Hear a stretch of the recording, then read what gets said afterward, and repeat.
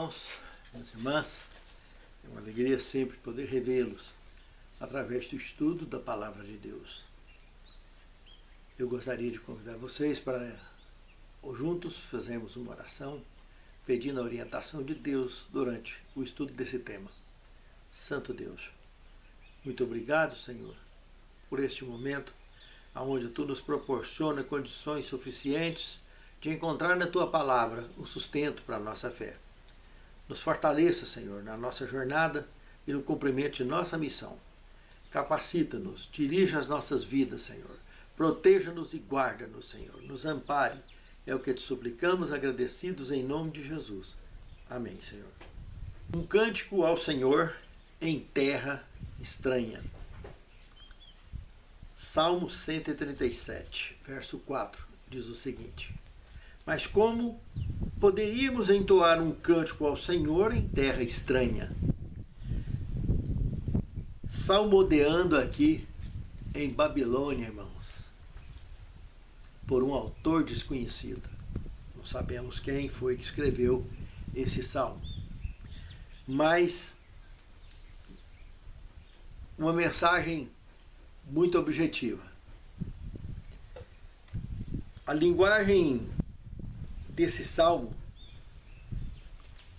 mostra que quando a gente está em terra estranha, a gente fica como se ficasse sem chão, sem eira e sem beira, mais ou menos assim. Principalmente nos momentos de dificuldades. Quando as pessoas estão tranquilas, não precisam de nada, que é muito difícil, hein? Principalmente para um cristão, de fato. Mas quando assim estamos em terra estranha, geralmente estamos enfrentando algum tipo de dificuldade, por isso que foi parar em terra estranha. O mundo, irmãos, está se tornando tão esquisito pelo domínio do mal, que todo o planeta está se tornando terra estranha para os filhos de Deus. Em muito breve, meus amados, essa crise que iniciou há algum tempo atrás, pouco tempo atrás, com a pandemia, e alastrou com as picadinhas e coisas do gênero por aí, que não precisa a gente falar muita coisa, porque os fatos falam por si, o que todo mundo tem visto à sua volta.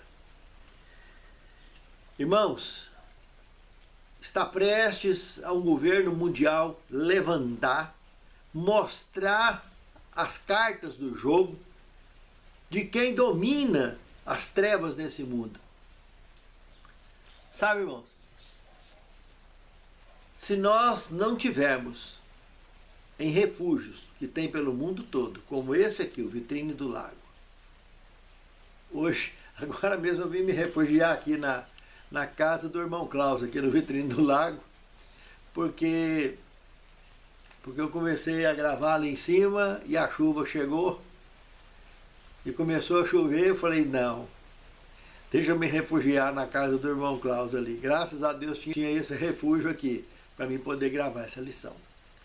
Mas sabe, irmãos, o Vitrine do Lago todo é um refúgio. É um lugar que desde da sua planta ele foi escolhido. Desde quando foi observado esse terreno aqui para ser adquirido, foi com esse propósito, de transformar isso aqui num lugar para o povo de Deus. Porque, para mim, que estudo as profecias há tantos e tantos anos, o mundo inteiro já tem sido terra estranha há muitos anos, no meu ponto de vista pessoal. E eu sei que muitos também veem dessa forma. Mas, infelizmente, sabemos que existem muitas coisas por trás desses bastidores. Famílias, o casal. A esposa quer, o esposo não quer. Ou o esposo quer, a esposa não quer.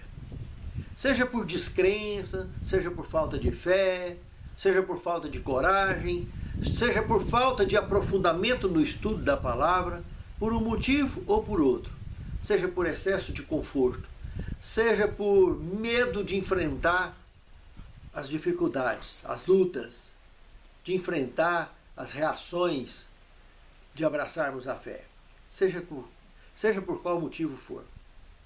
O fato, irmãos, é que muitos vão protelando essas decisões de, no mínimo, estar arrumando um lugar, seja onde que viver no mundo, em qualquer parte do mundo. Porque quando esse governo mundial levantar, que não está longe, segundo estudos aprofundados dos mais dedicados na busca desse foco, desse tema, 2024 é um ano iminente dessas cartas estarem sendo apresentadas em cima da mesa. No Brasil mesmo não é difícil da gente imaginar a colocação dessas cartas. A forma com que a maior e mais alta corte do país tem agido, com ações completamente ilegais, inconstitucionais, a forma com que o indivíduo foi tirado da cadeia, condenado por diversos crimes, e foi projetado na presidência da República, sabe, irmãos? Não dá para ver muito longe, sabe? Não precisa fazer muito esforço para ver que aqui no Brasil as cartas desse jogo estão bem claras. Não vê quem não quer, mas as pessoas acreditam no que quer, não é assim? Deixa, vai levando, vai empurrando com a barriga, até para ver até onde que vai. O problema é que esses refúgios geralmente são pequenos. São pessoas de poucas posses, ou de quase nenhuma posse, que têm buscado com fé organizar esses refúgios. E quando as pessoas caírem por si, que realmente a coisa pegou, aí ele vai ficar mais perdido ainda, porque os refúgios pequenos foram tomados por quem teve fé e buscou mais cedo, tomou providências. Aí depois não teve lugar mais. Tipo a porta da Arca de Noé, depois que fechou não adianta, entende, irmãos? E aí, o que vai ser feito? É exatamente a situação que eu vejo com a mulher de Ló. Ela preferiu ficar com a porta da cidade. Ficou muito curiosa com o que deixou para trás, ou curiosa demais para ver o que estava acontecendo. Por um motivo ou por outro, ela perdeu a vida muito jovem, enfrentou um sufoco que ela poderia ter evitado, ela tinha tudo para evitar. Estava do lado do marido e das filhas e de 2 anjos poderosos vindos do trono de Deus. Entende? Esses 2 anjos poderosos estavam ali para garantir a segurança deles. Sabe, irmãos, com todo esse amparo de proteção e tudo, aquela jovem esposa preferiu desobedecer e não ter outra forma, porque o que ela viu não tinha como apresentar, contar para os outros. O que estava acontecendo, como que aquele fogo estava descendo, como que aquela cidade estava sendo destruída e o que estava acontecendo. Como que ela poderia contar isso para o marido e para as filhas e para as pessoas daí para frente? Como que ficaria a cabeça das pessoas? O tipo de tecnologia que ela estava assistindo, o tipo de situação que ela estava assistindo, como que ia assimilar isso dali para frente? Então existem muitas coisas que a gente não consegue entender e às vezes julga e condena, e muitos acham que a mulher perdeu a salvação porque houve uma desobediência, não sei o quê. Nós somos muito radicais às vezes em nossas questões, mas quando se trata de nós mesmos, sempre queremos uma misericórdia em excesso. E quando se trata de olhar para os outros, às vezes condenamos muitas pessoas. E o céu, pode ter certeza, meu amado irmão, minha amada irmã, vai ser um lugar de muita surpresa. Eu vejo a mulher de Ló como alguém que pagou o preço alto. Pagou. Perdeu a vida jovem. Mas sabe, irmãos, eu e você podemos seguir o caminho de Ló e das filhas dele. Confiar na palavra de Deus, confiar na presença dos anjos, confiar na presença do Santo Espírito que ilumina o nosso coração e aquece o nosso coração com a verdade. E tomar providência antes que seja tarde demais. Porque se a gente tiver um lugarzinho para ficar, quando esse governo mundial, a nível mundial, mostrar as cartas, aí, meus irmãos, aí a coisa vai complicar, hein? Vai complicar muito. Porque se você já tem o seu lugar, você tem o seu lugar. Você tomou providência. Você andou na frente. E quem vai na frente sempre bebe água limpa, irmãos. É batata. Nunca vi diferente. Pense nisso, amado irmão. Pense nisso, amado irmão. Porque depois, ter que salmodear em terra estranha, qualquer refúgio se tornará uma terra estranha para você. Vai ser uma mudança de hábito, uma mudança de vida radical. E não importa o tipo de dificuldade que você vai enfrentar nesses refúgios, você vai ter que salmodear ali, vai ter que abraçar aquilo ali, porque é o que você tem, para aguardar a volta do nosso Senhor para nos buscar. Pense nisso. Almejemos por isso, porque é a maneira menos tensa de aguardar o desfecho do grande conflito entre o bem e o mal. No segundo tema, os dias do mal. Irmãos, olhe para isso aqui como se você estivesse olhando não tanto nos dias que nós estamos vivendo, que já tem mal demais para a gente observar, mas nesse dia que as atrocidades, as opressões se multiplicarão sobre a face da terra, a ponto que Jesus comentou que muitos vão desmaiar de terror, vão ranger dente de medo. Observe isso, irmãos. Observe. Aqui nós vamos analisar o Salmo 74, verso 18 ao 22, e o Salmo 79, de 5 a 13. Irmãos, nós vivemos num mundo mal, governado pelas trevas, irmãos. Na verdade, nós não vivemos. Nós sobrevivemos nesse velho mundo, irmãos. Porque o mal é constante. Deus é conosco. Quando Jesus diz que nós somos luz no mundo, irmãos, é porque nós somos um foco de luz em qualquer lugar que nós nos encontramos no meio das trevas desse planeta.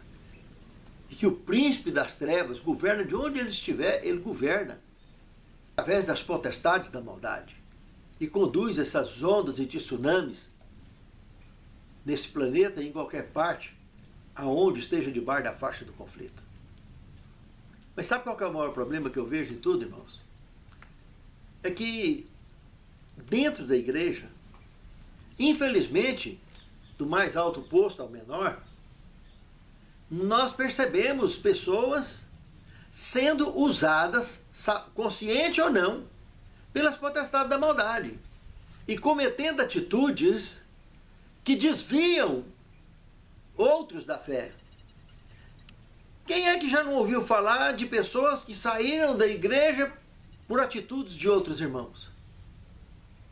De irmãos que agiram de maneira errada, de maneira desequilibrada e principalmente de maneiras maldosas. Entende, irmãos? Quem que já não assistiu isso? Quando esse tentáculo do mal atinge dentro da igreja, os efeitos são devastadores, irmãos. Mas a conta vai chegar. E ai desses que não se arrependerem disso e não mudar a rota da sua fé. Esses donos de igreja, que são os maiores responsáveis das apostasias que acontecem por esse motivo dentro da igreja, esses indivíduos vão pagar um preço muito alto.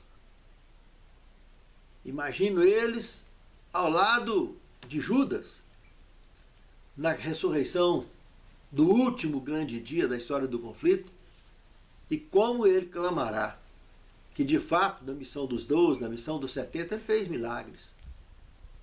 E o Senhor vai dizer para ele: eu não vos conheço. Eu conheço Matias, que entrou no seu lugar, você não.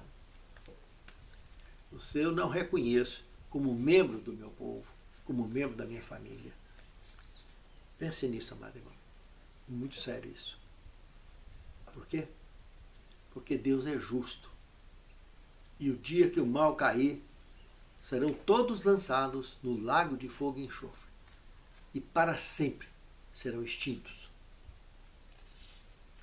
No terceiro tema, à beira da morte. Aqui analisando o Salmo 41, verso de 1 a 4, Salmo 88, 3 a 12, 102, de 3 a 5, 11, 23 e 24. Irmãos, a morte é uma personagem que sempre traz um encontro tenso para cima de qualquer um. Ninguém na realidade quer encontrar com esse personagem. Todos preferem evitar, à exceção daqueles, como eu já vi pessoas se deteriorarem vivas nos hospitais, que a situação menos tensa para ela seria o descanso. Pessoas que estão aguardando somente o momento da conclusão da sua missão para fechar a conta e entregar nas mãos de Deus, devolvendo o seu fôlego de vida. Sabe, irmãos? Mas mesmo para aqueles que chegam próximo e encontram ainda uma saída, chegam próximo dessa personagem, ou essa personagem chega próximo dele, e eles ainda acham a saída pela fé que tem, as opções que Deus ainda tem para ele, eles lutam de cabeça erguida até o fim. Eles não se entregam, abraçam com fé e rompem, superando até esse grande obstáculo da morte. Quantas e quantas vezes eu, pessoalmente, com a graça de Deus, já passei por cima desse obstáculo. São incontáveis, irmãos. E graças a Deus aqui estou, firme e forte, e cada dia mais apegado com a palavra de Deus e com o Senhor dos Exércitos. Mas sabe, irmãos, é tenso. Viver pela fé no mundo que nós estamos vivendo é viver em terra estranha o tempo todo. Mas é com fé que nós rompemos. Abraçados na esperança do grande dia, de podermos abraçar os nossos entes queridos que um dia se foram, abraçar com o próprio Salvador, abraçar o Pai, o Espírito Santo, os anjos que nos acompanharam, podermos alargarmos amizades novas no reino eterno, o reino que está prometido para mim e para você. É assim que nós enfrentamos todas as nossas lutas e obstáculos neste velho mundo. Assim o salmista deixou exemplificado nesses textos que nós acabamos de citar. No quarto tema, onde está Deus? Meus amados, analisando o Salmo 42, de 1 a 3, 63, 1, 69, 1 a 3 e o 102, de 1 a 7, nós podemos concluir que sofrimento terrível como o sofrimento de Jó, lembra da história de Jó? Irmãos, tenta imaginar aquele indivíduo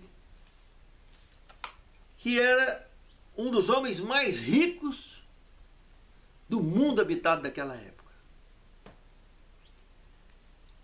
Era um homem justo, correto, que o próprio Deus garantiu esse perfil dele.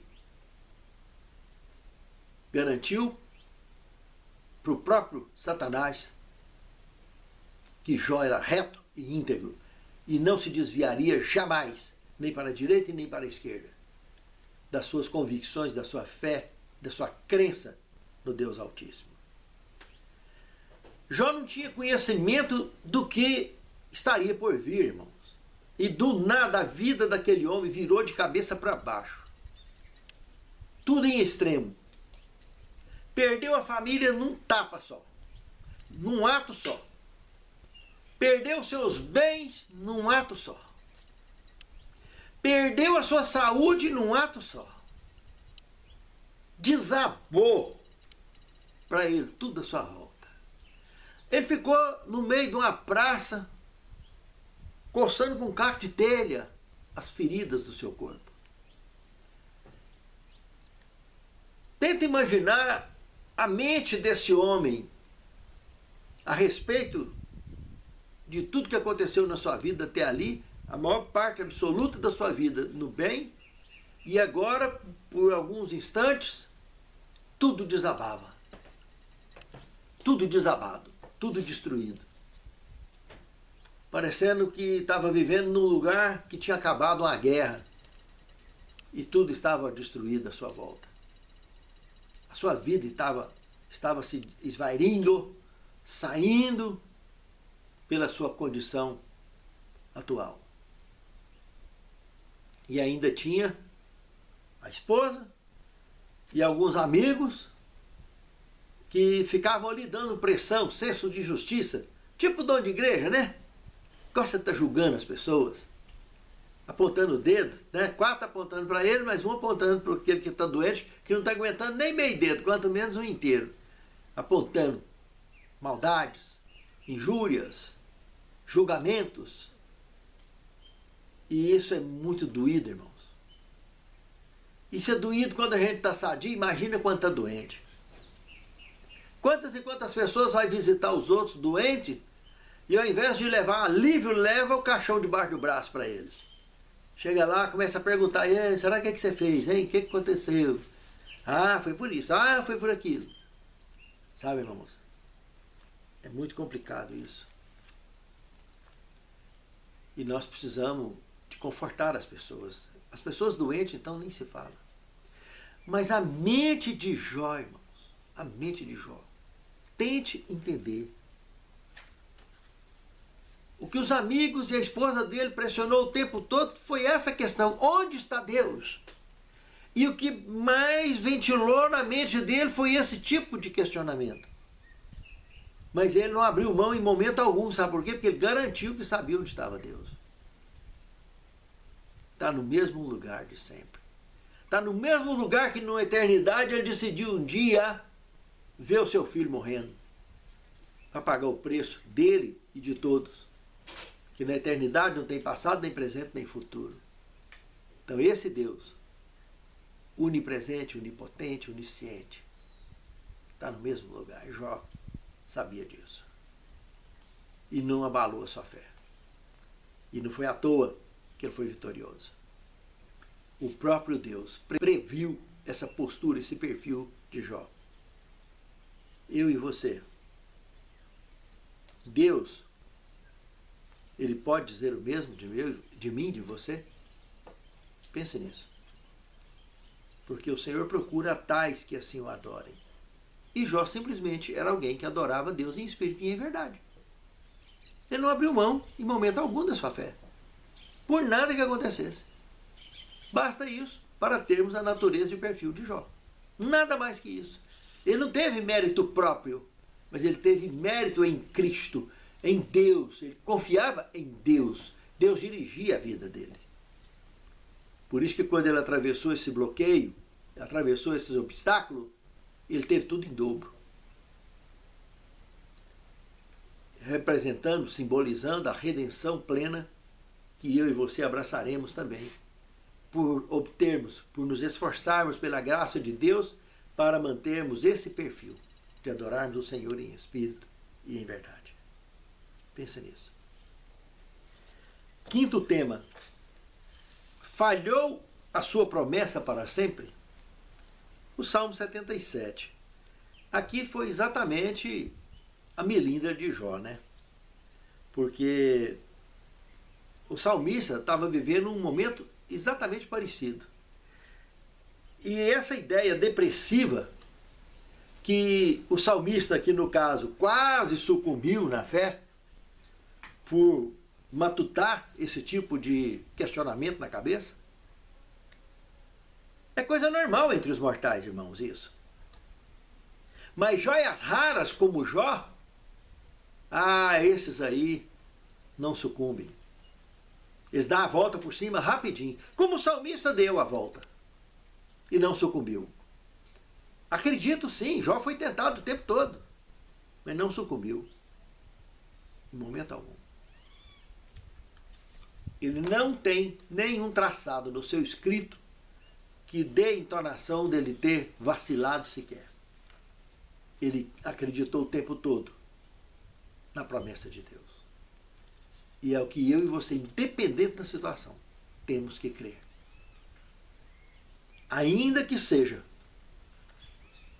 para descer à mansão dos mortos, para no grande dia abraçar com Cristo, nós não podemos abrir mão de nossa fé, porque o dia da ressurreição, as pessoas ressuscitarão certas da promessa que eles desceu seguro ali para aquele lugar. Levantando, entendendo o que está acontecendo e já procurando, cadê o Senhor para me abraçar com Ele? E cadê meus entes queridos? Esta será a reação de todos aqueles que descansaram no Senhor um dia. E os que serão transladados vivos, então, abraçarão essa promessa de forma magnânima, de forma extraordinária, sem sombra ou margem ou variação de dúvida. Irão direto a esse abraço extraordinário com o Senhor, nas nuvens dos céus. No sexto tema, para que os justos não sejam tentados. Aqui temos o Salmo 37, verso 1, verso 8, Salmo 49, 5 a 7, 94, 3 a 7 e 125, verso 3. Irmãos, nossos olhos, na realidade, eles são falhos. E a gente, quando olha a caótica humana que nós temos, normal, acabamos por tirar conclusões erradas e o pior de tudo, de influenciar as pessoas a conclusões erradas. Nós temos um poder de influenciação muito grande no meio em que vivemos, irmãos. Muitas pessoas se espelham na gente. E é mesmo por isso que nós temos que aprender a olhar de uma ótica divina, para que, se colocando, não tentando ser Deus, jamais, quem dera, mas tentar olhar com os olhos divinos. Por que Deus olha dessa forma? Por que Deus age dessa forma? Tentar entender as alternativas divinas. E isso nos daria uma visão bem mais apurada do que olhar com o coração carregado de emoções carnais que influenciam equivocadamente os meios e os fatos. E toda ação, irmão, tem uma reação. Por isso que nós temos que pensar bem e aprender a refletir, a contar até 10, antes de abrir a boca para proferir qualquer palavra. Para que a nossa influência não seja ela só, mas tenha a influência do Espírito Santo junto conosco, influenciando a nossa influência, para que as pessoas sejam influenciadas de uma forma maravilhosa e busquem uma apuração objetiva de conclusões para que decisões mais acertadas possam ser tomadas. Pense nisso, é muito profundo. Tem um pensamento aqui do autor da lição que eu achei interessante. O fato de o salmista ter entendido essa verdade no santuário e confessado a sua loucura anterior mostra que a realidade só pode ser compreendida mediante a percepção espiritual, não pela lógica humana. Viu que coisa interessante? Para que os justos não sejam tentados. Procure olhar com a ótica de visão divina, tentar entender como que Deus olha as coisas. Isso nos amadurecerá muito em nossas conclusões e em nossa fé, principalmente em nossas decisões. No sétimo tema, uma questão de foco. Queria citar um texto de Testemunho para a Igreja, página 495, que diz o seguinte: reúna todas as suas energias para elevar os olhos e não deixá-los pousar nas dificuldades. Assim fazendo, você jamais fraquejará na vida. Em breve haverá de ver Jesus por trás da nuvem, estendendo a mão para ajudá-lo, e tudo o que restará a fazer será estender-lhe sua fé simples e permitir-lhe que o guie.